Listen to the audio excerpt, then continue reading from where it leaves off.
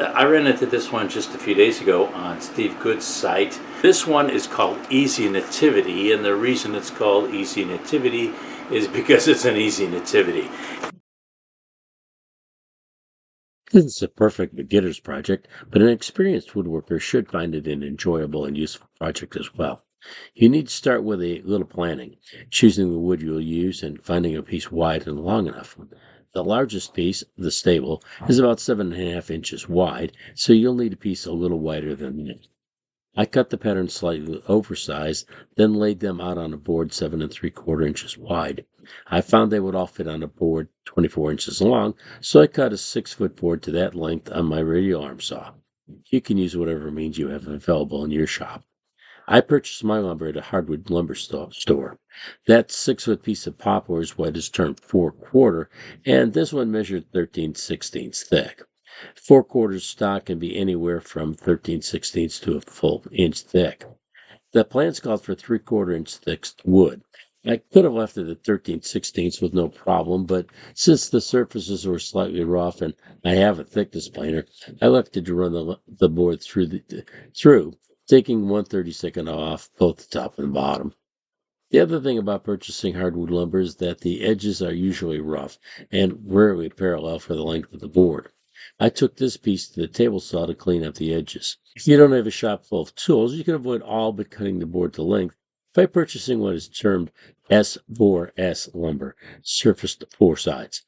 All surfaces will be smooth, the sides will be parallel to each other, and at 90 degrees to the top and bottom. There are a number of methods for attaching patterns to wood. The most common are to cover the top of the board with blue painter's tape or clear packing tape, then use spray adhesive on the back of the pattern to attach it to the tape. When you're done cutting, you peel off the tape and pattern, and you're left with the finished piece. I recorded an entire video on this subject, and if I recall correctly, I showed 8 different methods to transfer patterns to wood. I'll leave a link to that video. Here I used my favorite method, scroll saw tape. It comes in 25-foot rolls, and it's a double-sided tape. You just unroll it, stick it to the workpiece, then use a utility knife or blade to cut it. A board of this length is going to take 3 pieces of tape. Once the board is covered, you peel off the backing and start placing the patterns on the wood. I started with the pattern for the stable, aligning the bottom of the stable with the left edge of the board. You want to do this carefully so the stable will stand straight after it's been cut out. If you make a mistake in aligning with scroll saw tape, you can carefully pull the pattern up, then attach it again. All the other patterns have their bottoms aligned with one of the sides of the workpiece. You can see here that there's very little waste because I took the time to visualize the best way to lay out the parts. It's a good habit to develop as it saves precious resources and keeps your material costs down. By the way, this pattern comes in 2 sizes. I chose to make the smaller of the 2. These parts will be cut from 3/4 inch thick poplar, and I use my rules of thumb derived from hundreds of hours of experience on the scroll saw to determine which blade to use. I came up with an acronym as a reminder to the steps used in making the decision: THICK, THICK. The T stands for thickness, and in my experience, a number 7 or number 9 blade works best for 3/4 inch material. The H is for hardness. Poplar is a relatively soft wood, so a number 7 would be sufficient. The letter I prompts me to ask if there are inside cuts. If so, the size and shape of inside cuts may dictate the pilot hole and blade size. There are no inside cuts on this project, one of the reasons it's called an easy nativity. See if for complexity. Are there any complex lines to follow? If so, you may need to choose a smaller blade size. There are no complex lines to follow in this project. Taking all this into consideration, I can use a number 9 blade for every part of this project. The K, by the way, means knowing where to start cutting. That will be an easy decision for all of these parts. When you get to a sharp corner like that, get to the corner, back off just slightly so the blade isn't cutting. Turn it in the direction you want it to go next, and then start pushing to make the cut. This is a brand new blade, so it's just cut with very little effort, which it is doing.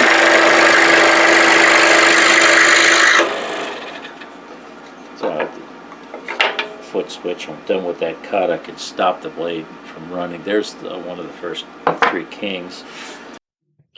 The middle of the three kings is a very easy cut. Let the blade do the work. You shouldn't need to put a lot of pressure on it. If you try to force the blade, it may flex and the cut won't be even from top to bottom. Making the blade work too hard can also cause the blade to burn the wood or to break. If you break a blade, it's an indication the blade overheated or was pushed too hard, or you continued cutting with a dull blade. Pay attention to how much pressure it takes to get a smooth cut from a new blade. After a while, you'll know when a blade is getting dull, and you can toss it and replace it with a fresh new blade. Now that you've started to get a feel for cutting on a saw, let's move on to the most difficult piece of this set, which isn't that hard at all. The door is not an inside cut because the bottom is on the outside. Cut down one side until you get to the 90-degree corner, then stop, back up the blade ever so slightly so that it's no longer cutting.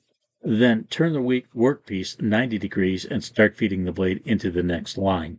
It takes a little bit of practice, but this is a useful skill to develop because many patterns require 90-degree turns.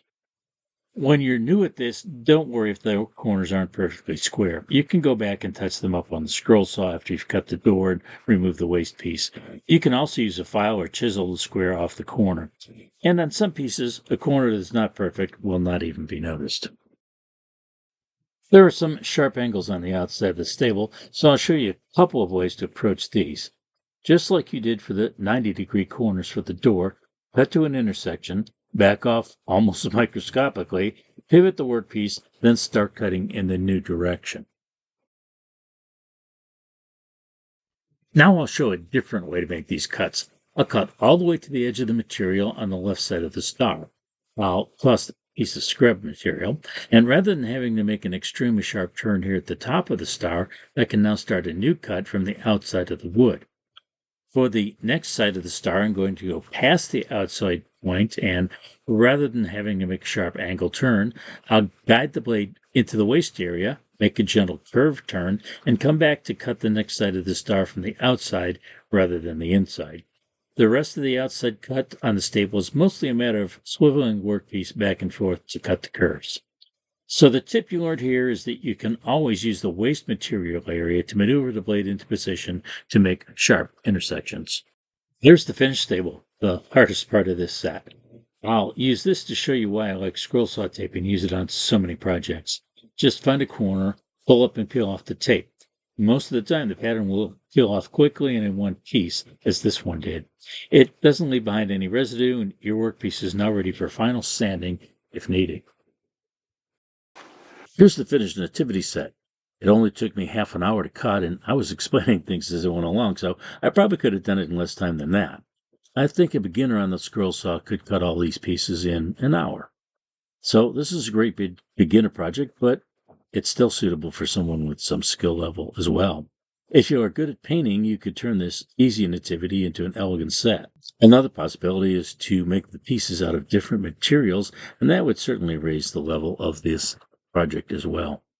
Please give me a thumbs up if you liked the video, hit the subscribe button and notification bell so you don't miss any future videos.